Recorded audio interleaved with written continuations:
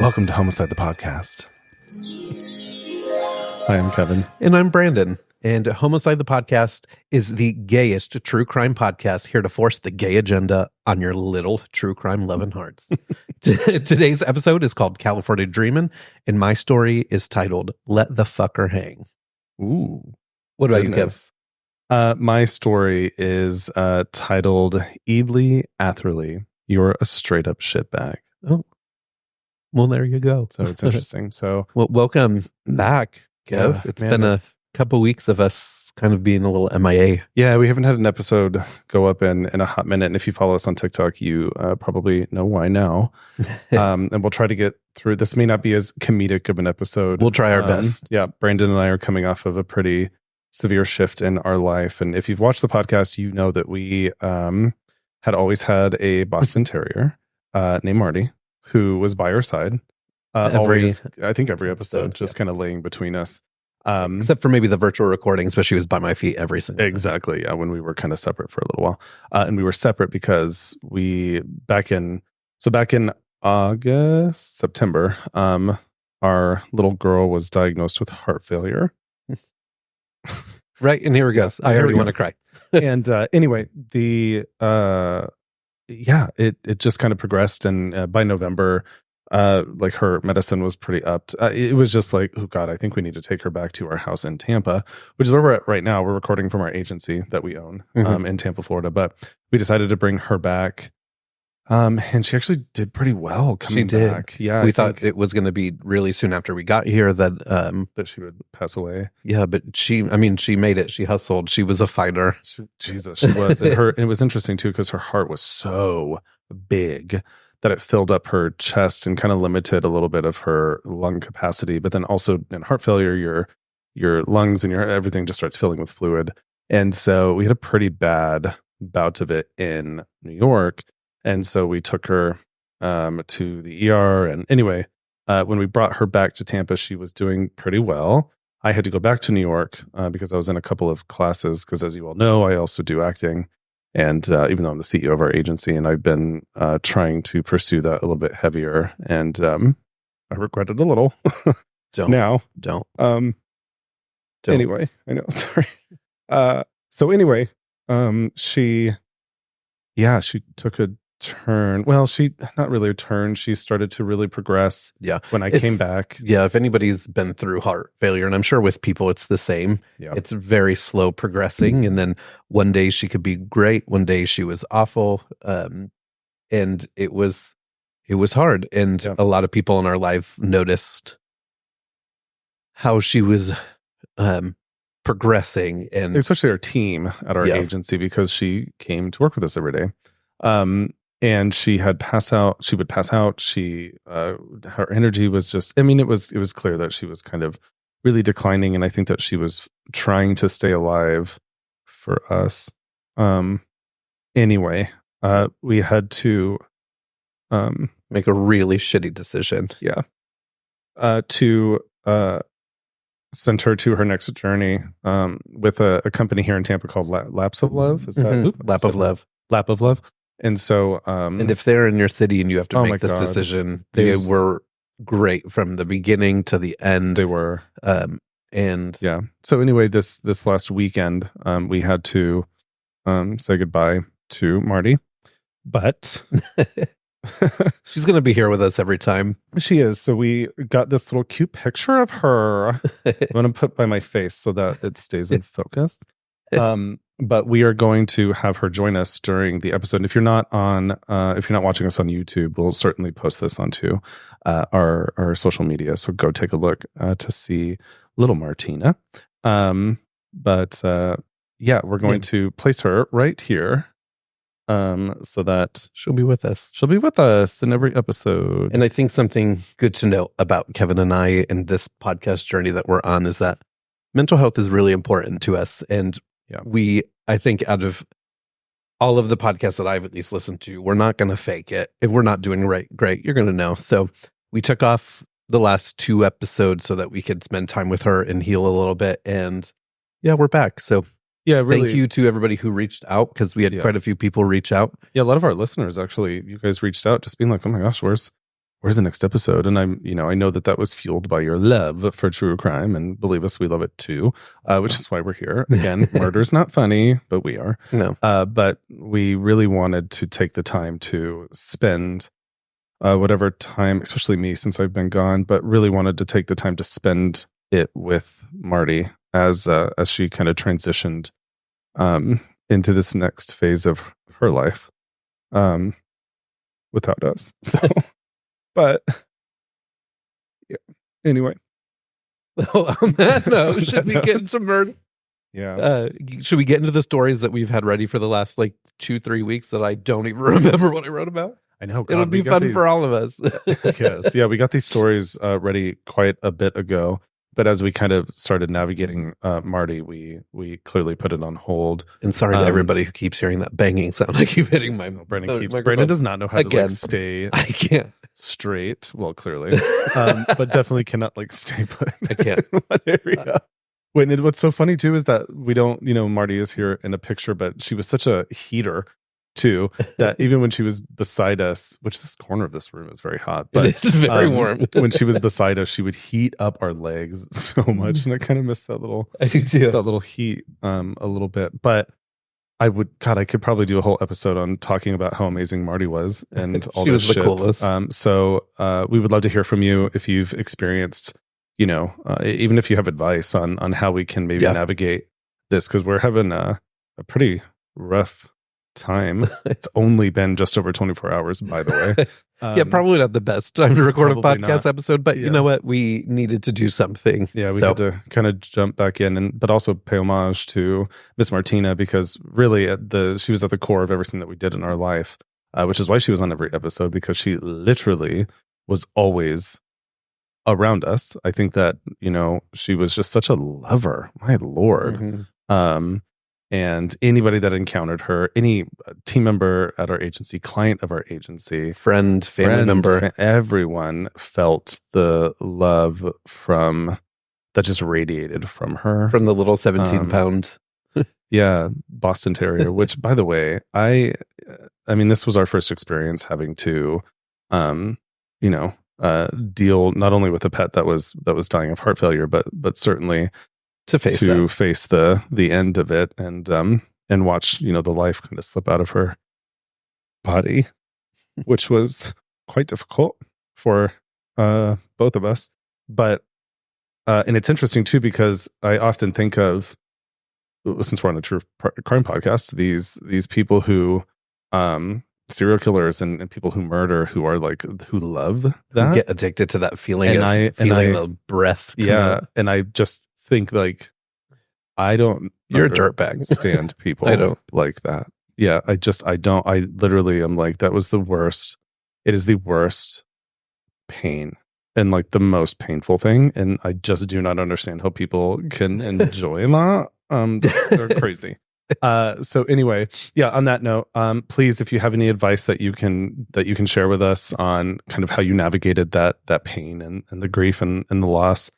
I haven't dealt with it since I lost my best friend to suicide, and it's definitely accessing a lot. Yeah, some pain that I haven't had in a while. Oh yeah, no. Anyway, the bouts of emotion that comes rushing here and there. It's not fun, but I know it'll last, because Mardy was so ingrained in our life. Oh my God. So anyway, yeah, if you have any advice or even just want to share your experience, we would love to hear from you. Yeah. So please send us, some videos or whatever. But even send us pictures of your own pets that you've been through. We'll share we would them. love to see that. We'll do a little something on social. Miss Martina Rita Fajita, Mardy would love that too. So on that note, I know that we've been sitting on these for a little while, and you'll have to bear with us, because I have not read this. I haven't either since I wrote all these notes. It's been a little bit, but now that I've read the first 2 paragraphs, I'm ooh, I remember this. Yeah, it's a good one. It's a good one. Yeah, mine is interesting too, and actually pretty relatable, because I know the people associated, which is how I landed on this particular one. But both of these crimes were in California, and one in LA and one San Bernardino. Well, I think actually both are right outside of LA. Yeah, in general. So, Actually, wait, is yours in San Bernardino? Yours is. Mine's in LA. In LA. Oh, Yep. that's right. Okay, so one in LA, one outside of LA. So anyway, I think I went last time when we had gorgeous little Luke on. And so go first. Yeah, if you want to dive right in. If you want to dive right in. Into Let the Fucker Hang. Let the Fucker Hang. Oh, and just to note, I dedicate this episode to Miss Mardy. So, okay, Brandon. It's weird to dedicate a murder true crime podcast episode to Mardy. But it's fine. We'll do it. Maybe we'll do like a dog inspired one for her. Oh, that's yeah. Actually, I was watching some was it like a Dateline the other day? Yeah, I think it was a Dateline, or 2020, where this adopted. So this mom and dad adopted this kid from Ukraine, I believe, and the kid ended up murdering or having somebody murder his dad. He was trying to murder his dad and mom, and they killed the dog too, who was sleeping at the foot of their bed. Oh, fuck you. The mom ended up living and stood by her kid's side until obviously it came out that he was the one that kind of orchestrated this whole thing. It was a really good episode, actually. But on that note, yeah, so there are things like that. But okay. All right, let's get trail off in my ridiculous grief here. So Brandon, let's do it. Okay, cool. So on December 15th, 1927, a man dressed in a heavy grayish brown overcoat, black shoes, and a dark hat, who introduced himself as Mr. Cooper, walked into the front office at the Mount Vernon Junior High School. This well-dressed man told the school registrar, Miss Mary Holt, that his boss, Perry Parker, was in a terrible accident, and he was there to pick up the Parker girl because Perry insisted she was there by his side to watch, to which Miss Mary responded with, "Which one?" Seeming to be surprised with the question, he answered her quickly with the answer of the younger one. Ew. Yeah, right. So with a sense of urgency, the school secretary, Miss Naomi Flinton, headed to grab Marion. Sitting in the office as they watched them walk down the hallway, they heard Mr. Cooper say, "Don't cry, little girl. I'll take you to your daddy." The two got in Mr. Cooper's dark-colored Chrysler coupe, and little did the staff know that this would be the last time that they would see Marion. So, Marion Parker and her twin sister, Marjorie, were born on October 11th, 1915. At this time, her parents, Perry Parker and Geraldine. Oh my God. I was going to say, it's so dumb. Well, there you go. We haven't had one of those in a while. Geraldine. No, but I do think it's worth saying that it really stinks because every time I hear the word Marjorie, I think of Mardy. I know. Oh, do you really? I think of Mardy because I used to call her Marjorie. We did. And when she was bad, I'd call her Marjorie Taylor Greene. Well, I was going to say that every time I hear Marjorie now, I think of fucking Marjorie Taylor Greene. So it pisses me off. But we also I think you called Marty. I called her Marjorie a lot more than I did. I called her a lot. Yeah, but anyway, so that's a weird correlation. Yeah. Anyways, Geraldine. It's as I was reading, I'm like, I'm not saying this right. And I was worried about saying Marjorie because it's spelt in a way that does not feel like Marjorie. Anyways, Perry Parker and Geraldine lived in the Arlington Heights neighborhood of Los Angeles. Okay. From what I read, they had a pretty normal middle-class life as Perry worked as the chief clerk at the First National Bank of Los Angeles and made a decent living. So on December 15th of 1927, Geraldine was a bit surprised when Marjorie came home for dinner without her sister. It was not like them to not be together, being that they're twins. They have that connection. Yeah. However, so she started to call around to countless friends and schoolmates of Marion. However, quickly into her questioning, they received a telegram. Because this is back in 1927. The telegrams, obviously, were all the rage. They were all the rage. So the telegram read, "Do positively nothing till you receive a special delivery letter. Marion Parker." And it was labeled her name. So a short time later, they received a second one that read, "Marion secure, use good judgment, interference with my plans dangerous, Marion Parker," and signed George Fox. With the thought of their child being abducted, Perry and Geraldine quickly contacted the police and school officials which is when they learned of the events prior. So abducted, not adopted. I said adopted? Yeah. Oh, my Lord. You started to say adopted, and then you were like, abducted. So the next day, several more letters came, and the family started to understand that these were ransom notes demanding $1,500, which is about $25,000 today, Damn. in $20 gold certificates in the exchange for Marion. The full terms of the letters stated that to one, have $1,500, 75 $20 gold certificates in U.S. currency, come alone and have no other one following or knowing the place of the meeting, bring no weapons of any kind, and come in the X's coach license number 594995, stay in the car, which was Perry's car. So they had some information about him. So interesting, right? So the letter also states that that once he hands over the money, they will get back in the car and move slowly away from him about a block. They will let Marion out of the car and give them a moment to get away. So give them a moment to get away. The additional letters would also read a range of different things, and I have some snippets of a few of these because they were very interesting. So one read, leave out the police and detectives. Naturally. Yeah. Make no public notice. Keep this affair private. Make no search. Fulfilling these terms with the transfer of the currency will secure the return of the girl. Failure to comply with these requests means no one will ever see the girl again, except for angels in heaven. The affair must end one way or the other within 3 days, 72 hours. You will receive further notice, but the terms remain the same. So that was one. Okay. The next one was, please recover your senses. I want your money rather than to kill your child. But so far you give me no other alternatives. Of course you want your child, but you'll never get her by notifying the police and causing all this publicity. I mean, to be fair, they chose to steal a child for ransom. So the thing that you give me no other alternative. I mean, the alternative was to not steal somebody's child. Yeah, exactly. And hold them to ransom. Or not do that. You fucking fucker. Okay. Anyway. We may have a little anger. We may have some anger. Internalized anger right now. Yeah. So the letter reads on to say, I feel, however, that you started the search before you received my warning, so I'm not blaming you for the bad beginning. Remember the 3-day limit and make up for this lost time. Dismiss all authorities before it's too late. I'll give you one more chance. Get the money the way I told you and be ready to settle. I'll give you a chance to come across and you will, or Marion dies. I mean, or you could like get a job. Yeah. And pay for your own shit. Right. Yeah. Okay. So we'll get into that. Oh, great. So up until this point, they already had called the police and they were already in talks with the police. So it was interesting that he wrote that because this letter came in a couple days, like a day later.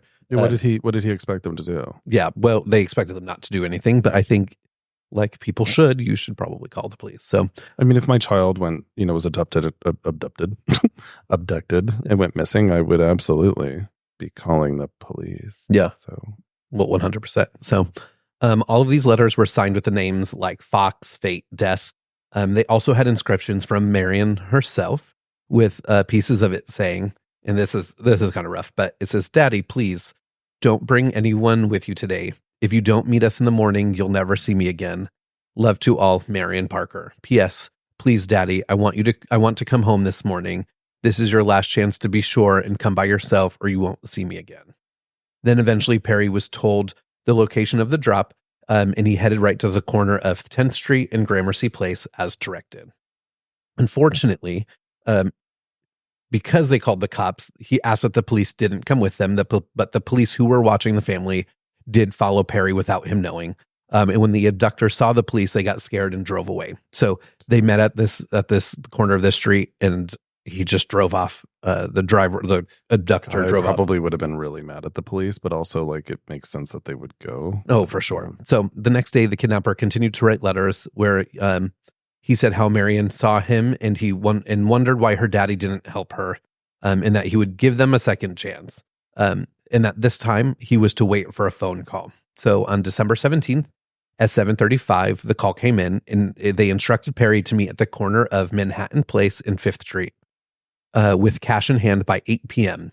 So Perry complied. So this was less than half an hour later. Mm-hmm.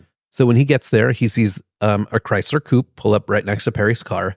He sees a man with a white handkerchief around his face holding a sawed-off shotgun that is demanding the money. Perry asks for his daughter, and the masked man moved aside to show Marion, bundled up to her neck, but not visibly moving, which kidnapper noted that she was sleeping. Yeah. So Perry tried to call her, but she didn't answer. He assumed that Marion was drugged, which is why she wasn't moving, which I could understand. Was she like standing next to him? She was sitting in the car, in the passenger side. Yeah. So Perry handed over the satchel of cash and followed orders as he watched the cars start to drive away. But just as noticed, the car pulled over and the door opened, and Marion was violently shoved out of the car. Within a moment, the car took off. Perry jumped out of the car so quickly that he forgot to put his car in park. He ran to her and grabbed her body. However, he quickly realized that something was wrong. Her face was pale, and this part is going to get a little bit rough. But her face was pale, and he was holding just a part of Marion's lifeless body. Just a part? So I'll go on, and I actually, in my notes, I'll add a quick trigger warning here as the next bit gets a little bit rough, but I try to preemptively say that already. So great. So Marion's body was quickly sent to the coroner's office for an autopsy that would be performed. When they unbound her body, they saw quite a few things. So one, her arms were severed from the elbow and they were missing. Okay. Her body below her waist was missing. Her body was sliced in half and her lower abdomen was missing. Her organs in her torso were removed and replaced with towels and newspaper. Her eyelids were sewn with black piano thread to make her look alive. And she had wire. This one note I saw somewhere. I don't know how truthful this was, but it kind of goes along with the black piano thread, is that she had wire wrapped around her neck that went up her head and wrapped around her neck to make her look like her head was standing up in the car. So after their full autopsy, they determined that she was killed just 12 hours earlier, meaning that she was still alive during the first meetup that didn't happen. However, one of the biggest questions was, where was the rest of her body? Well, the next day on December 18th, there were people walking around Elysian Park, which is just north of where the body was dropped off. And they stumbled on 6 separate bundles wrapped in towels and newspaper. These bundles contained Marion's arms, her legs, her lower torso, and her internal organs. From here, the news in public went crazy. There was a huge manhunt for the killer with over 20,000 police officers and volunteers searching. Now, the police acted pretty fast. They noticed a logo on the towels that were used that were branded with the name Bellevue Arms Apartments, where they started to talk to some of the tenants, which I thought this was kind of interesting that it was an apartment building that had branded towels. Yeah, it was also the 1920s. And it was. Were a little bit. Yeah, so I don't even know if they even had like maybe shared bathrooms or something. Yeah, like something like that. So at the time, the same time, the Chrysler coupe the killer was driving was found abandoned. However, the police were able to take fingerprints and they were able to match them to the letters that were sent. Okay. They also cross-checked their systems, and the fingerprints ended up matching a 19-year-old named William Edward Hickman, who also happens to live in the Bellevue apartments, but also just happens to be missing when they go to search for him. I can't remember the name that you said at the beginning, or if you said one, but if it's this guy, I hope that he was that stupid. Well, we'll continue to get stupid. Okay. So who is William Hickman? So, sometime in 1926, William and a friend, Webley Hunt, were hired as messengers at the First National Bank of Los Angeles, where they both worked with Perry. Mm-hmm. What Perry didn't know when they were hired was that both William and Webley were no strangers to crime. Before the two met, it was known that by many that William had a habit of torturing and killing stray dogs and cats. First red flag. In one classmate reported that William took delight in wringing the necks of chickens. All right. That's hard. So he's already a shitbag. So the two eventually met in Kansas City, where they both were known to getting into trouble for stealing. By 1926, they decided to leave Kansas City and they headed to Los Angeles, where they would move in with Webley's grandparents. Interesting. Yeah, so by Christmas Eve of 1926, the pair was still obviously involved in stealing, so they made their way to a local pharmacy to see what they could get. So this time things went a little bit south, and they ended up in a shootout with a police officer who was there. And that night they ended up shooting the police officer in the stomach and killing the pharmacist at the pharmacy, who was named Clarence Ivy Toms. However, the two were never caught. They were able to make it out, and they laid low for quite some time. And this is also in the 1920s. It's harder to find people. It's easier to get away with some stuff. Yeah. So they just laid low, and they were never caught. So eventually, they both ended up getting a job at the bank, which I have a note in here that says, which sounds like the best place for a thief. So things didn't stop and only got worse and more dangerous. On May 24th, 1927, Webley's grandfather's body was found beneath the Colorado Street Bridge in Pasadena. There were a lot of confusing things that happened here. Like the day before, there was a large withdrawal from his bank account. There were multiple suicide notes that were obviously written by two different people, and none of the cash was found. At the same time, William was forging checks at the bank, eventually taking around $400, which is just over $6,000 today. And this, however, did not go unnoticed by Perry, and William was fired and prosecuted for stealing. However, he was only sentenced to probation, which sent him back to Kansas City to live with his family. And they didn't connect the fact that Clarence's murder, right? No, so up until this point, nobody knew who they were, and what they'd done. Yeah. Okay. So from here, William was out of work and often would be seen playing penny ante, which is apparently a type of poker that's played for small stakes. I hadn't heard of it, but it sounds very 1920s. I haven't heard of it either. Let's play some penny ante.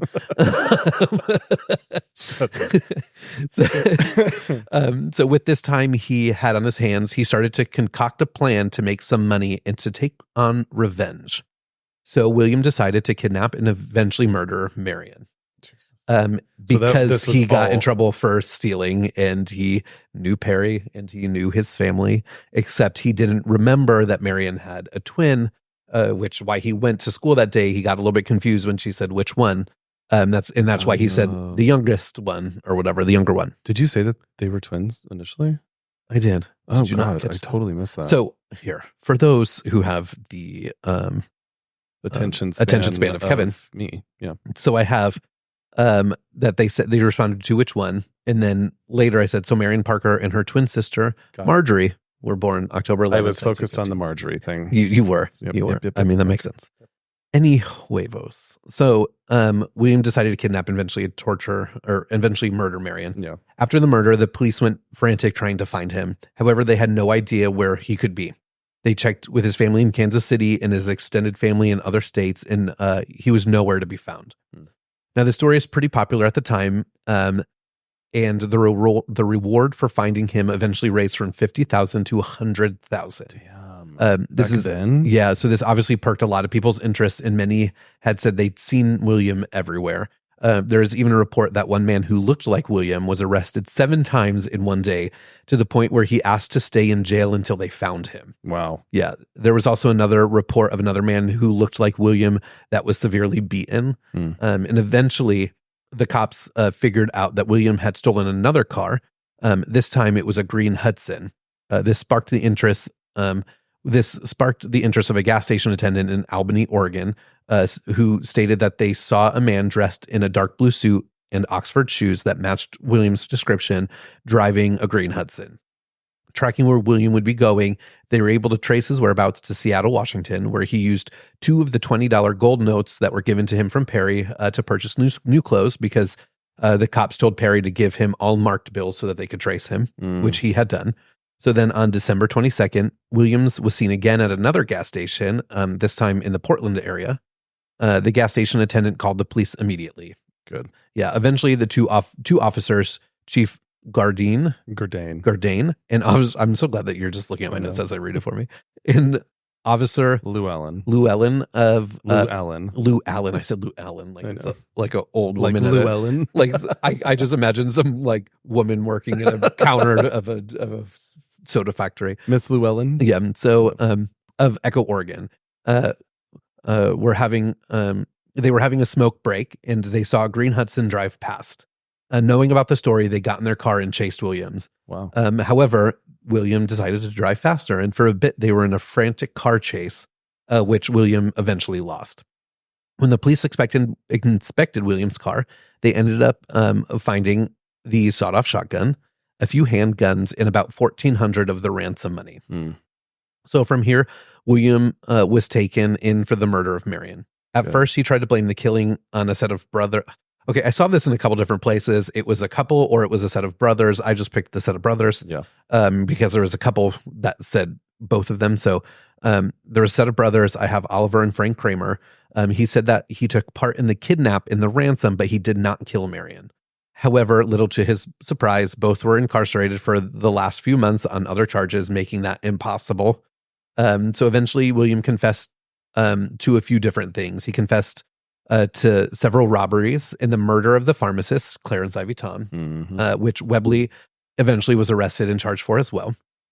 Once William realized the police didn't believe the story of the Kramer brothers, he ended up telling the police what he did. And again, I have another trigger warning in here. In a 19-page written confession, he told the police that he strangled Marion as she sat blindfolded and tied to a chair until she was unconscious. He then hung her upside down in his bathtub and sliced her throat at the jugular to drain her blood. Yeah, I know. Then, after severing her limbs, he disemboweled her and wrapped her limbs and torso and put them in a suitcase for temporary storage. Like, here's the thing.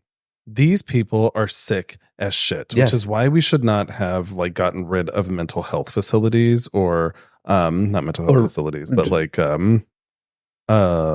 crazy houses. What is it? What's it called? I mean, mental facilities. But they were you're thinking of a specific name and I can't think of it either right now. Potentially. No. Jesus fucking Christ. What are they called? A psychic penitentiary, right? Yes. Psychiatric hospitals. Yeah. Which I do think that some still exist, but there was that whole thing. Which they were testing a lot. They were doing like lobotomies and that's all fucked up. But like, an actual place to be able to put people that are experiencing psychosis or like these things where they could actually get the help that they need. But instead, you know, they're all hanging bodies upside down and draining blood and all this fucking shit, which is it's awful. Yeah. Well, and this is why mental health is super important, which because that's not normal. The government doesn't. Here's the thing. If you are slicing and dicing bodies and wanting to kill people, it's not normal. You say slicing and dicing? I did. It's like we're on an old infomercial for knives. Slicing and dicing. There was actually in Colorado, there was where I'm from, there somebody's calling me. Carrie Gomez. You probably listened to this. But anyway, who is my friend from Colorado. Speaking of which. But in Colorado, they have the Western Stock Show, or the Stock Show in Colorado, which is super fun. But I remember going there with my adopted family and walking into like this big area of like booths where they would do, you know, where you could buy stuff. Yeah. But they always had kitchen appliances or like knickknacks in the kitchen. Yes. And one of them was like, you know, this display of somebody like up there doing that. But it like the slicing and dicing, like, look at this, what this can do. And like, like, oh my God, sliced peppers in 5 seconds. Like, and it was, and I always would be like, I want that. That's so cool. Anyway, it reminded me of that. Great. Slicing and dicing bodies is not the same as slicing. It is not the same. Green peppers. However, here's the thing. All of that's fucked up. If you have those thoughts, you're fucked up. Yeah, fix it. Anyways, thank you for that. Yeah. So once, as Perry was butchering her body, he realized that Perry would probably want to see Marion before he gave him the money, which, duh. So he decided to reconstruct the remaining pieces of her body to make her look alive, which is like fucking awful to even just think about. Yeah, it really is. So on January 25th, 1988, the trial for Marion's murder started. The defense went hard trying to fight that William was not guilty by reason of insanity, which was a new concept for California at the time. However, this didn't sit well with District Attorney Asia Keys. He brought on mental health professionals along with friends and family of Williams to prove him wrong. And to add to the idea that this was all fake, there was also a letter that was found where William had written a fellow prisoner asking for ideas on how to act crazy in court. So with all of the evidence of him not being insane, the theory was thrown out. Hundreds of people showed up at the court to see what was happening to William, including like some big celebrities and authors and whatnot. They just and this wanted was to in the know. 1920s, right? Yep. See, people have been obsessed with true crime since before. Well, probably since the first crime was ever committed. I mean, yes. Which apparently was Adam and Eve when one of those fools ate an apple. So allegedly. Allegedly to the Bible. Anyways, after 13 days of testimony, the jurors only took 36 minutes to deliberate. They came to the unanimous decision that William was guilty of all charges and was sentenced to death. Well, yeah. So on Valentine's Day of 1928, Williams was sentenced to death by hanging at the gallows of San Quentin. Wow. Wait, they hung him on Valentine's Day? On Valentine's Day. But to make this, I mean, probably better for people who hated him, but worse for him, on October 19th, he was sentenced on Valentine's Day. Oh, on October 19th, William walked up to the gallows and fainted as soon as the executor placed the black hood over his head. You little bitch. Yeah, thank you. You're fine doing all that shit to other people, but you get all scared. But with some like karma justice in the moment, because he fainted, it caused the rope to be a little bit too loose on his neck, so that when they released the trap door and his body fell, the loose line didn't give enough force to snap his neck, because the purpose of a hanging is to snap the neck immediately. So William hung there for 14 minutes before he were pronounced dead from strangulation. So yeah, good. Well, So for some interesting facts on here, I have on December 20th, police went to the apartment complex to investigate and encountered a man who fit the description of Marion's abductor, but he identified himself as Donald Evans. Donald allowed the police to search his apartment, number 315, and the police found no evidence, but Donald Evans disappeared. Eventually, they found out that William lived in apartment 315. So he was there. The cops talked to him. The cops went into his apartment. At the time, they did not know who William was. And so, So the next interesting fact is Webley was quoted in saying that William had once told him, it would be worse that to kill someone and cut them into pieces, into very small pieces, and throw them alongside the road. Someday I'm going to pull a job like that. Ew. And William. And then this last one is Perry. Her father never actually wanted the death penalty. He's quoted in saying, "I feel a deep sense of thankfulness that this man has been captured, and mothers no longer need to fear that he may carry off their children. But I'm not wishing that he be put to death. Of course, he should be punished," which I'm sorry, put that motherfucker to death if you're going to kill my child. I know. I think that for people who are against the death penalty, I totally understand. Yeah. Like I get don't. it. I do, but I don't. No, yeah. I feel like, because isn't there like an eye for an eye, or, God. Yeah. So that's the story of Marion Parker. Marion, love. I'm so sorry. I also, here's what's interesting too, because initially I was like, oh, fuck those cops. But his plan was to kill her from the get-go. Yeah. So if that was the case, then I mean, I feel like maybe he would have just driven off with her then. He might have. And or he might not have. I mean, who knows at this point? We don't know what he would have done, but he wanted to do that, and he gave himself the opportunity because they didn't kill him. Totally. How horrible, though, for that dad to go running over to get his daughter. Just to grab her, and it's not. Yeah. And it's all, just fresh for me right now, because even, yesterday, seeing Mardy, our pup's life kind of go, and her body, it was a little too much for me to handle. Yeah. Same. Which is why I'm so thankful for you, Bub, for helping them while I was losing my shit. So anyway, I just couldn't imagine. I just feel so bad for him that would be for Perry. Yeah. Anyway. That was good. So I feel like you probably started to remember it. I did. As I was going, I was like, I know where this is going. Yeah. Crazy now. But I'm excited for yours, because I only know a little bit about this story. Well, this one's interesting too. Let me fix my mic real quick. I keep hitting my ear or my fucking headphones on my goddamn mic. We'll get it together. The setup is a little bit different because we've never filmed right here. But at least you get to see some of our mural in the background. Really there's this amazing artist, Ashley Quintero, here in Tampa Bay, who's from Tampa Bay, who is an incredible artist. And we commissioned her to create a mural for us that really talked about our business as an agency. And actually, little Martina, Mardy is in it, which you can't really see, but we can share a picture of that too on our social media, so you can see how we incorporated Miss Mardy into our mural. Yeah.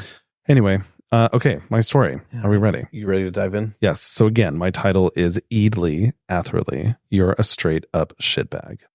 So what's interesting about this, and just kind of a note, I was talking to my sister-in-law, Brandon's brother's wife, one day, and she's like, "Oh my gosh, you should do an episode on one of my friends who was murdered by her husband."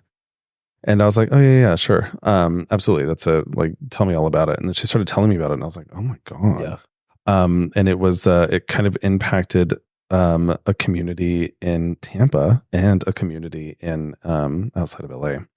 So, your decisions when you're fucking with people's lives can impact several people and locations. But for sure. Murderers don't really give a shit. Oh, no, they don't care. I don't think that is on their mind at all, actually. No, they just don't care. So, okay, I'm going to dive into this. Now, it was December 1st, 2013, when 28-year-old Ashley Atherley was found stabbed to death in the bathroom of her husband's apartment in San Bernardino, California. So again, I was actually introduced to this story by my sister-in-law, Brittany, who actually grew up with Ashley and told me that she was she was one of the most kind and caring people, the kind of person who would literally give you the shirt off of her back. And Brittany actually sent me a text with this. So she said she was the kind of friend that it didn't matter how long it had been, that she was going to take the time and sit and catch up with you all about your life. So she was it sounded like just God, the perfect friend. Yeah. And it makes me a little bit emotional right now because, we've had a lot of our friends sending us flowers and messages, and, friendships, good friendships are worth investing in. Yeah. But they're also really hard to find. So when you have them, it's got to hold on to them and make the effort, make the full effort that your friends make too. And it sounds like Ashley was one of those. So, this is a story of Ashley Hall Atherley, which was her married name. Who was a mother of two, who spent almost 7 years in a relationship where she was physically and mentally abused, and ultimately she was murdered. So a couple of sources that are worth noting. I got some stuff from CBS News, Tampa Bay, casetext.com, and sbsun.com as well. Okay. So I want to dive into Ashley because Ashley was beautiful and just seemed like such an incredible human. So she was born on July 30th of 1985 to Lucia Robles and Scott Hall. Ashley was sorry. Ashley was a great beauty inside and out, and was just an amazing human. So Lucia Robles is her mom. She is remarried to Ashley's stepfather, and something that in the obituary was he was labeled as her second daddy. His name is Rick Robles. And then her dad, Scott Hall, who was also remarried to Ashley's stepmom, Heather Hall. So Ashley grew up in Brandon, Valrico, Florida, which Brandon is actually kind of a cute area outside of Tampa. I would not live there, but no. I know a lot of people who do. Valrico is not my favorite, but I think I would hate to live in a town that was the same name as me. So I'd rather not. Brandon. I live in Brandon. No, Valrico it's like farm town. So it's actually, just lots of farms. It is a very, I would say, red area of Tampa Bay. So it's not my favorite. Yeah. But is it considered Tampa Bay? I don't know. I think maybe it's not. Polk County. It's like on the other side of I-75. So anyway, Ashley grew up there. And so I said, which is just outside of Tampa, but she was actually a graduate. So she graduated from Bloomingdale High School in 2003. So she did eventually go to college and received her associate's degree from Hillsborough Community College, and was actually planning on attending USF. And USF is a great college here. that is in Tampa. So her dream was to be a high school history teacher, which I love. And actually there's this woman that I follow on, I have to tell you her name. I follow her on Instagram. She's an instructor that's in New York. And I love her, but her name is probably Beth Rosenberg. So if you don't follow her on social media, please go follow her because she is incredible and I love her and I want to have her on the podcast one day. Hopefully she likes true crime. I know. Anyway, she is a history teacher and is I feel like the Ashley would have been her too. She addresses everything and she really, really, truly focuses on like true history. So with all this kind of stuff happening in Florida with like them taking out Black history and all this shit, she has been like really going in hard and being like, excuse me. Love her. So, and love how she like reacts to her students in general. Well, and also all the respect to anybody who wants to be or is a teacher. Very difficult and very underpaid. We should take care of our teachers more. But Ashley, that was her dream job, was to be a high school history teacher, which I think is incredible. So Ashley also loved dance and was a dancer from the time she was a toddler, which is, of course, how Brittany knows her because my sister-in-law, Brittany, was a dancer, but also her grandmother ran a whole dance school, I believe. Yeah. Oh, she did. And the Brittany's family is very, very much intertwined, and our niece is now a dancer. So anyway, she was born a Bloomingdale, she was a Bloomingdale Crimson Doll, a dance teacher and a dance coach at Riverview High School. Oh, fun. She was also a teacher's aide at the local school for middle and high school students with learning disabilities, which the world needs Ashley's. I know. So anyway, she worked for Bank of America. So this is an interesting parallel. Right. Two banks. So she worked for Bank of America in both Tampa and in Los Angeles. And the cool thing about banking, because I did start in banking when I was younger, is that you can actually move jobs between branches. And when it's another state, you can actually move that way too. So it's pretty awesome that she was able to take her role that she had here in Tampa and take it out to LA. Yeah. There's a reason she moved to LA, which is actually not great, but I'll go over that in a second. Ashley also loved her children and had a soft heart for those that were less fortunate. And Ashley was the mother, like I said earlier, of two beautiful little girls. She absolutely loved being a mom. And one of her biggest dreams in life outside of being a history teacher was that she just wanted to give her girls an incredible life.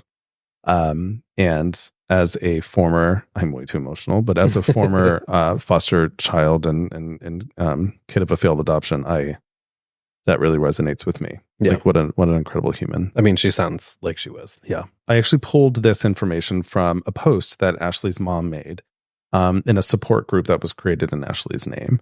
And I think that she created this when they were trying to search for her murderer. But I thought it was really poignant and I wanted to put it in here, but I did want to say that I did grab a lot of this from that. So anyway, in 2006, Ashley met Atherley, and a year later they were married. Weird name. So I know, I thought so too. From the beginning of the marriage, it was clear that there were signs of abuse. And we've done, I think our last episode was about abuse in general too, because but it was people taking revenge on their abusers. This is a little bit different. Yeah, this is a little bit different. I wish we were, I wish Ashley was able to. Yeah, it's just horrible. So anyway, like I said, from the beginning of the marriage, it was clear that there were signs of abuse. So he didn't like her friends and ultimately convinced her to stop associating with them. So off the bat, that is a clear sign of control. 100%. 100% control. You can be in a relationship and not like someone's friends. Yeah. Don't go hang out with them. Yeah, just don't hang out with them. Done. But you do not stop somebody. No. From seeing their friends. If anybody wants you to stop seeing people, unless there's like some kind of like bigger issue, any bigger issue, it doesn't really matter. Like, No, it does. Like, just no. Listen, I mean, you have some people in your life that I just don't like, but they're gone from your life. So, and it's not because of me. Clear sign of control. No, I'm just kidding. kidding. Not because of me. It was because of you, and now I'm glad that you're. They were horrible friends. So I may have mentioned one on the last episode. Yeah, his name is Tommy. Awful. But I do. Here's the thing. This is a little message for anyone that's like going through maybe some domestic whatever. That dick is not good enough to stay. Okay? It's not. Find yourself another delicious, gorgeous. There's plenty of wieners in the sea. Some of them are not great, but no dick is great enough. No. Yeah, get rid of that dick. Get a new dick. You'll like it. Okay. Additionally, so in addition to the friends, he did not want to participate in family functions and actually started making it difficult for her to attend her not OnlyFans. That was weird. I was like, that just took a little bit of a dive. Weird turn. Not OnlyFans.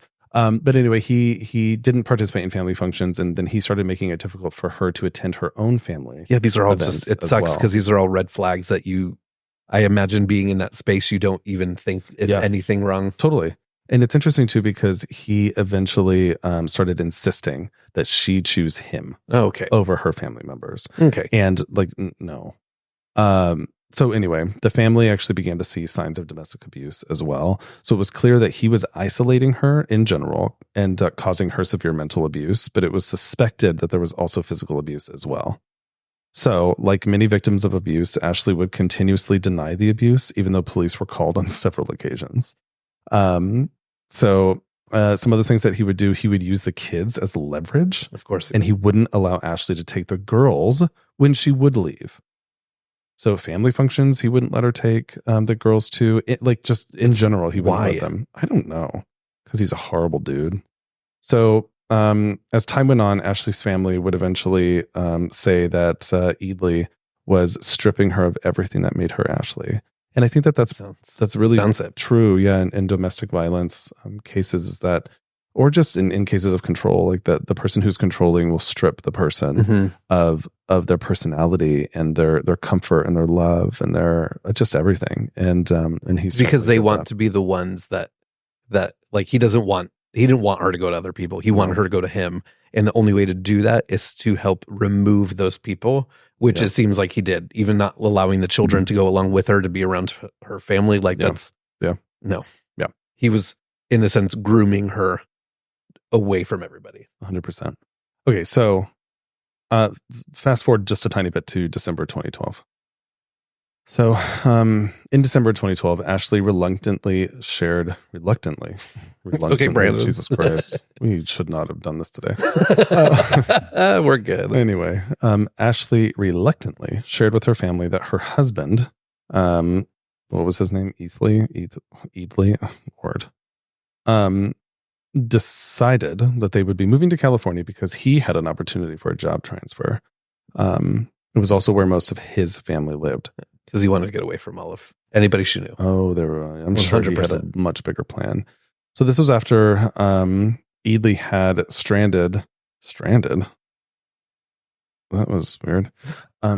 Again, we haven't looked at our notes. No, so anyway, this was actually when he had taken both of their cars, sold them, and went to one vehicle. And then he also was giving everything they owned away. So at the same time, this was happening. So interesting. So as they left Florida, her family couldn't help but be terrified that this was him isolating her even more from her family and her overall support system. Because remember, she was from Tampa, or the Tampa Bay area. So at this point, he had complete control. So taking her out of here and moving to right outside of LA, that was her support system. So he at this point had complete control. So after here, they moved in with Eadley's mother in San Bernardino. So after their move, the family tried to talk to her as often as they could, but they felt that they could never have an actual private conversation with Ashley. Because I'm sure he was there listening. 100%, and it's so interesting too, because I think that there was an element of your family that when we were kind of dating and things were going a little bit weird, that they maybe felt that way. But we actually weren't usually around each other in general. But I will tell you that you should be able to have a private conversation. 100%. Your loved one with your family. Well, absolutely. Like it's weird that like this is no. But and it's because he wanted to control. He was trying to control her, and everything. It was a form of abuse. He wanted to control the conversation. He wanted to just everything. He wanted to make sure that she wasn't saying anything that she shouldn't. All of that kind of stuff. Yeah, just awful. So by February at this time, it's now 2013. Which I love how I put 2023. No. But by February of 2013, Ashley had actually sent her mom a picture of herself covered in blue liquid. She looked worn, scared, and sad. Blue liquid? Yeah, the blue liquid was laundry detergent that Eadley had poured over her head while she was holding both of her daughters. Apparently, she was having a FaceTime conversation with her 10-year-old little brother, which apparently Eadley had not approved of. So he poured this detergent. So apparently 3,000 plus miles was not enough distance between her and her own family. And so that was, So after that, Ashley and her girls got plane tickets back to Florida. But Eadley wouldn't allow Ashley to take the girls, so they ended up staying. So Ashley then ended up moving from San Bernardino to LA and moving in with Eadley's dad. So Ashley's mom started sending her info on abuse and local shelters in the area to contact. They also started talking about a safe pack so that she would have all of her important documents together when she was ready to leave. So Ashley actually knew that she needed to leave, but she wouldn't go without her girls, and Eadley knew that, so he continued to use the girls to keep her there. But I do want to note this idea of a safe pack because there's some things that happen with that. But a safe pack is basically when you're trying to leave a domestic violence type of situation. A lot of times the person who's the abuser or the one in control will keep your documents so that you're kind of stranded. So a safe pack is actually something that you take out of the house that you can actually access, which birth certificates, social security cards, and all this kind of stuff. Yeah. So that's so smart. I don't think I would have ever known. No. Yeah. Well, I mean, obviously this leans more heavy onto women who are 100%. Proportionately a higher risk of getting abused and all this shit. So, I mean, let's be honest. It's usually straight men that are, I mean, it's typically always. Women. Yeah. So, but obviously I'm sure that there's a full spectrum of, gay relationships where that can happen, for sure. Or women for sure. to men or, absolutely. But I think the overwhelming majority is men. Correct. But again, it can happen to anybody. So anybody who is in a situation where you can relate to this, whether you are a woman, a gay person, a queer person, even a straight man feeling this from their spouses, it could be anybody. Sure. All right. So fast forward to June of 2013. Eadley moves into his dad's home with Ashley. So in what I had said earlier, where she had moved into LA with Eadley's dad, his dad did not move in with her. So she was living there alone, I believe. But he was still with June, his mother? I believe so. Okay. So by June, he actually moves in too with his dad, with Ashley, and eventually another physical altercation occurs. So after that physical altercation, Ashley returned to Florida with the girls, but she did not go for that long. So Eadley called and demanded that she return with the girls. So unfortunately, 3 days later, she did. So this was the last time her family would see her alive. So remember, that was June. Yeah. So by October of 2013, Ashley finally got the courage to leave. Eadley had tried to strangle her, so she became terrified that he would kill her if she didn't get out. So Ashley moved out of the home without her girls, but visited them each week. She didn't let Eadley know where she was living out of fear, which, he was not allowed on her job's property. So Bank of America in LA, he was not allowed on that property. And security even had his picture. Wow. So it was pretty severe. Yeah. So she started telling people about the abuse and finally started to sound like Ashley again, which is what her mom said. She was strong and confident and was finding her voice once again. So by November of 2013, Ashley convinces Eadley to file for divorce. So Ashley had already gotten an apartment, and her and the girls moved into LA 2 hours away. But she was still willing to stay in that area to be closer to him. Yeah, I think so. I think she was afraid to take the girls. Well, I'm sure he would probably try to do exactly. So she did stay in LA. I wish she would have came back here, but her family does too. But anyway, she moved with the girls and her into LA. Which was 2 hours away, which of course was much closer to her job that was in LA too. Yeah. So she kept the location secret from Eadley. And her mom insisted that she return to Florida, but she was so afraid that she'd lose the girls if she left, so she stayed. So, all right, let's talk about the murder. So it was the Wednesday before Thanksgiving of November 27th. And this is really interesting. I actually went and pulled up the court documents. To kind of get some timelines here because it was pretty intense. So Again, Wednesday before Thanksgiving, November 27th. On November 27th, the day before, Ashley planned to travel with the children to San Bernardino to have Thanksgiving dinner with Atherley at a restaurant. She planned on returning to Los Angeles that same night because she had to work at the bank the next day. However, at the last minute, Atherley, which I'm going to refer to whatever her, husband at the time, who murdered her, I'm going to call him Atherley. So at the last minute, Atherley changed the plans. He told Ashley that he had borrowed someone's vehicle, so he would pick up Ashley and the children in Los Angeles and drive them to San Bernardino for Thanksgiving dinner in the apartment. Ashley was afraid. She didn't want to go. But Atherley picked up Ashley and the children and drove them to the San Bernardino apartment. He promised to drive Ashley back to Los Angeles early Friday morning so she could get ready for work, and then told the person he borrowed the vehicles from that he would return it later on Friday. So, Thanksgiving Day, Atherley's mother telephoned him and Ashley around 10 or 10:30 on Thanksgiving. Ashley invited her over for dinner, but she had other plans. So on November 29th, Ashley arrived at the bank. So she did Thanksgiving, came back. Ashley arrived at the bank for work wearing a man's shirt that was way too big for her and no makeup, which was very unusual for her. She was very tired and emotional. Ashley told a coworker that she argued with Atherley the night before. She was worried, easily startled, did not make eye contact, and was very quiet. Ashley told a coworker the drive from San Bernardino was very awkward and uncomfortable. So around lunchtime, Ashley told a coworker that she was going home to change into her own clothes. At 12:28 p.m., Atherley sent a text to Ashley stating, "Hey babe, can you call me real quick? Need your advice. Have a few options." So at 12:29 p.m., Ashley called Atherley. She left work around 12:30 p.m. At 12:49 p.m., Atherley texted Ashley, "Here." She got into a green Honda parked in front of the bank, and it drove away. Ashley never returned to work. She did not contact anyone at the bank to say she would not be returning, which was very unusual. So Ashley was scheduled to work at her waitressing job that night too, but she never showed up and never contacted anyone to say that she was not coming to work. This was also very unusual. So one of Ashley's coworkers, his name was Jonathan K., tried numerous times to text and call Ashley. At 7:40 p.m., a text was sent from Ashley's phone to him saying, "Hey Jay, just "Hey Jay." At 7:42 p.m., another text to Jonathan was sent from Ashley's phone stating, "I am so sorry, I fell asleep." At 7:54 p.m., a text from Ashley's phone to Jonathan states, "Hey Jay, I have food poisoning." When texting Jonathan in the past, Ashley always referred to him as JK or Jonathan, never Jay. So that's interesting. He's trying to cover up stuff. Yeah. So on November 30th, or on the morning of November 30th, the car that he had borrowed still was not returned to the owner.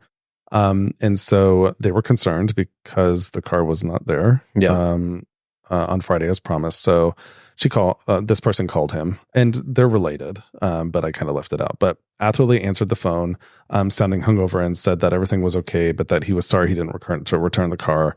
He just kept apologizing. And then he said, "Oh, I need to sleep a little bit longer. I'll return it after." So later that day, he was called again because the car was still not returned, but he did not answer. Calls were now going unanswered from both Ashley and Eatley because this person also was trying to call Ashley. Yeah. So at around 10 p.m. of November 30th, two of Atherley's neighbors in his San Bernardino apartment complex, George H. and Andrew T., testified that they were outside smoking, and although it was cold, Atherley was barefoot outside the apartment complex. He was saturated in blood and also had blood on both of his arms and on his right hand. But he told them that he had cut his hand on a fence while looking for his wallet. But there were no metal fences in the area, only brick walls. So his hand was cut from top to bottom. Andrew testified. You could see the meat of his hand hanging out. Although it was a very deep cut, he did not appear to be in any pain. He had a scrape a few inches along his right forearm as well.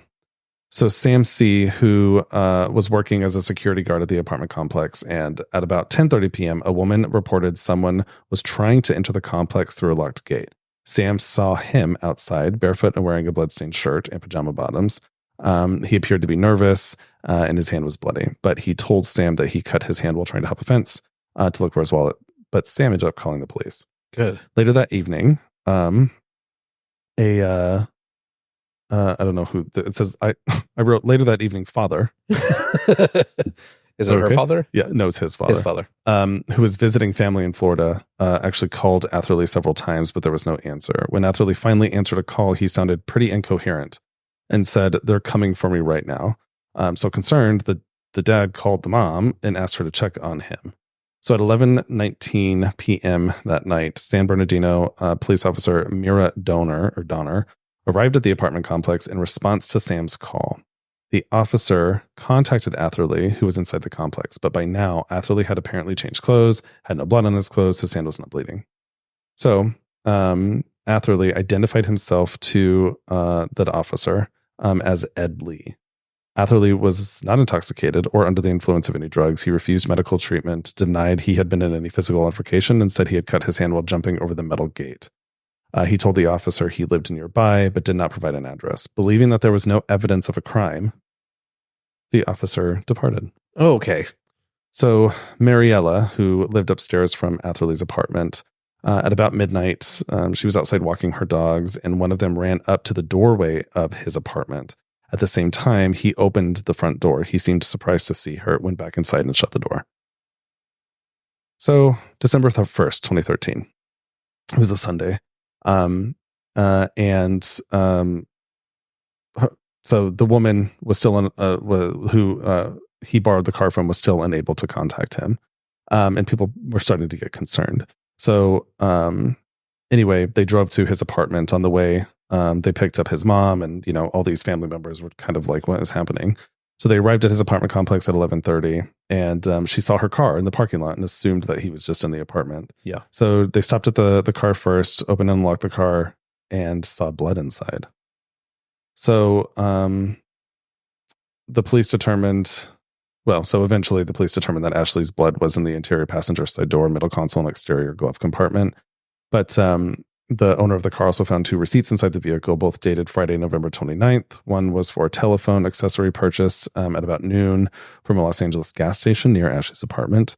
The other was from 1 p.m., purchasing cigarettes and whiskey from a San Bernardino drugstore. So after looking inside the GMC, the 3 women, I think that they were cousins and his mom, went up to his apartment, but there was no answer at the front door, which was locked, or on the balcony sliding glass door. Yeah. And they couldn't see through the windows. So they went to ask the manager if they would open the door. And so anyway, they opened the door. I don't know what this note says, but basically, I believe he was in the apartment and fled. So after No, they asked to get the apartment opened, and the manager refused to open the apartment. So they called the police. The police arrived, and after obtaining the key from the manager, they entered the apartment, which smelled like body decomposition. Ashley was found dead on the bathroom floor. So apparently her pants had been removed from her left leg. There was blood on the bathroom floor and door. Bloody towels were next to her body. There was blood on an air mattress in the living room. And bloody sheets, and blankets were next to the mattress. And where are the kids at this point? I don't know yet. There was wet blood underneath the air mattress and blood drops in the living room. On the vertical blinds, there was a blood trail that led from the living room to the bathroom. Oh my gosh. It was a mess. So inside the apartment, police also found a bloody pair of pajama pants and a bloody knife blade. His fingerprints were in blood on the knife. And a police criminalist found only a single source of blood on the knife, and it was Ashley's blood. So police found a knife handle in the corner of the living room with marks showing where the blade broke from the handle. Ashley's blood was also the single source of the blood on the handle. So later, police searched his apartment. Inside a kitchen drawer, they found a set of knives with blades and plastic handles similar to the bloody knife found in his apartment. The knives were uniformly placed in the drawer, longest to shortest. However, there was a gap between 2 of the knives, appearing that this was the knife that was used. And the gap was consistent with the size of the knife that they found. So, that weekend, Ashley was obviously reported missing. Police were called to check on her welfare after her family said they couldn't get in touch with her, and said that Ashley and her soon-to-be ex-husband were estranged and had been for a few months. So again, that's when they went to his apartment as well, found her body and all that kind of stuff. What's really sad is that she was brutally murdered. She had been beaten so badly that her mom had to identify her based on a tattoo on her back. Oh my gosh. And a fingerprint card that she had when she was 8 years old. And he hit her in the face, giving her 2 black eyes and a broken nose, and then stabbed her in the neck with a butcher knife. So the Tuesday after Thanksgiving, and this is from some of this stuff, but I'm going to go over the autopsy. So this woman, Jacqueline V, works as a medical assistant at a clinic in San Bernardino on December 3rd at about 5:30 p.m. Sorry, this is actually the day after Thanksgiving. Jumping back a hot minute, not the autopsy quite yet, but the day after Thanksgiving, Atherley actually ran up to a clinic door as she was closing and asked for peroxide for the cut on his hand, which was bleeding, but she referred him to the hospital emergency room. Yeah, like if you could see the flesh of your skin, I know, right? Inside of you. Like he was cut pretty deep. And I'm assuming he probably slipped onto the knife or something. I don't know. Yeah. I hope she fucked him up too. But anyway, he asked for help. She was like, go to the ER. He was upset and refused. And then he eventually left, I guess. So autopsy. Again, this is from the case details, which was interesting. So this was from the People versus Atherley court documents. So Ashley sustained 3 sharp force injuries. The first was a superficial injury on the right thumb caused by a knife, a defensive wound likely occurring when Ashley put her hands up. The second was a large knife wound in the front of her neck. The knife penetrated at an angle, severing the major blood vessels on the left side, puncturing her chest cavity and cutting her trachea, her windpipe. With her trachea severed, Ashley aspirated blood, which is shooting out. And she died within minutes. So she, which is awful. But I'm sure, he obviously beat her before. Oh, for sure. So the third knife wound was a very small puncture mark near her left shoulder blade. There was a corresponding hole in her shirt. So Ashley had blunt force injuries to her face from 4 distinct blows: a bruise in the center of her forehead, hemorrhage in both eyelids, a broken nose, and a contusion on her the inside of her upper lip. The lip contusion was consistent with pressure being applied by hand directly onto the mouth as she was struggling. She sustained these injuries either minutes up to or within the hour after she died, which is really interesting. So let's talk about the arrest and the trial. So perfect time for alarms to go off right now too. I know, right? And we're not in New York City right now. But anyway, the car that he actually borrowed from the family member was parked nearby with what appeared to be blood inside, which I mentioned earlier. He had also been seen outside of his apartment on November 30th with wounds to his right hand and arm, which I said earlier. That next Wednesday, he was seen at the San Bernardino Metrolink station by a security officer. Huh? Dindo? Is that what I said? He said San Bernardino. Oh, sorry, I had to call it out. You call me. No, I do. Yeah, I'm thankful for you. I'm thankful for you. You're welcome. So again, that next Wednesday after the murder, he was seen at a San Bernardino. Thank you. Metrolink station by a security officer who asked him if he needed assistance. When he asked him if he needed assistance, he ran. So of course, that security officer called the police. And so the manhunt to bring him in began basically kind of then, but also when they found all this shit. So on January 18th of 2014, so there was a period of time that he was on the run that they were looking for him.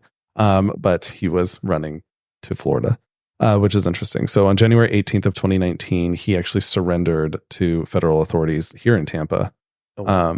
And so during the trial, it came out that he actually had a criminal history that included a November 2008 charge of domestic violence in Hillsborough County.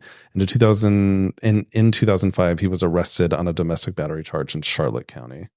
So it was discovered that Ashley was murdered the same day she went missing on November 29th.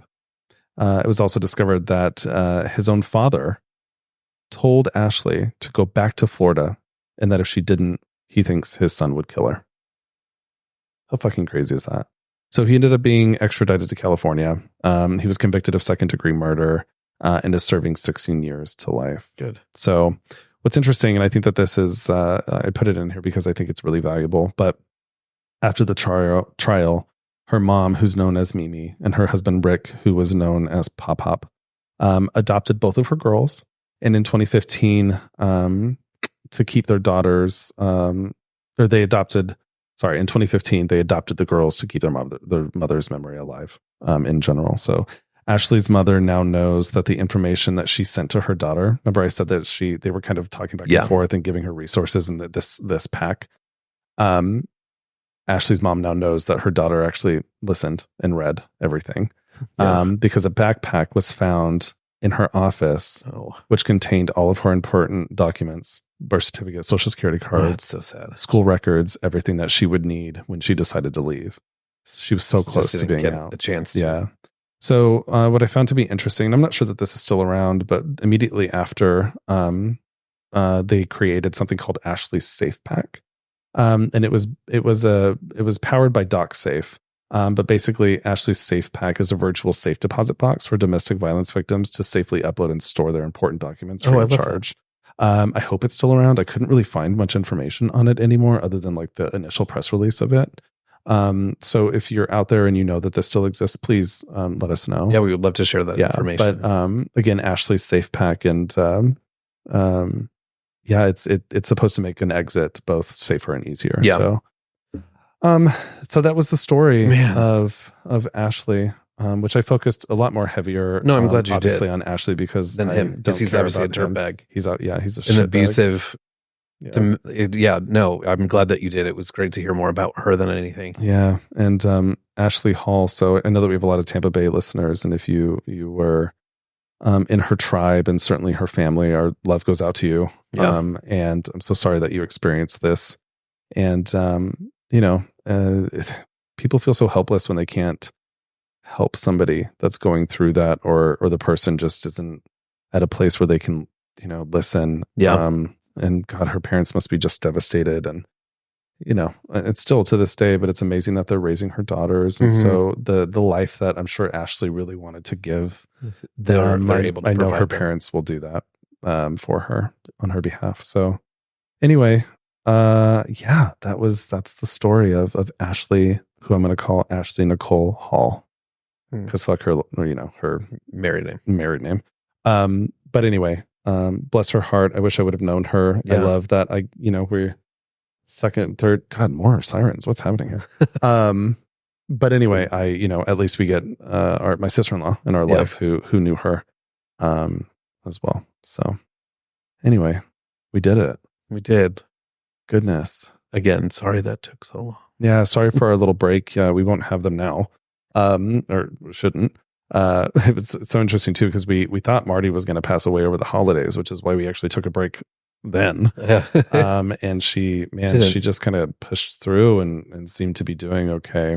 And so again, sorry for the recent lapse in episodes, but we're back, and we're taking the time to grieve and heal and just remember Martina. But you see Martina right here. So, hello, Mardy. And I'm sure that we'll have her joining us often. We will.